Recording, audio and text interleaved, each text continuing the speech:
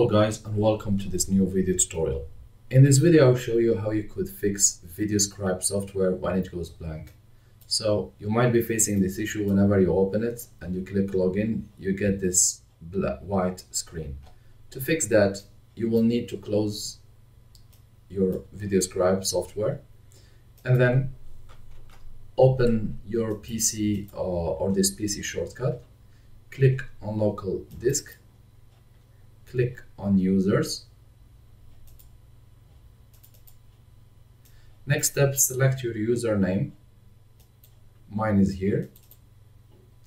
And click on view and select show or select hidden items to be shown.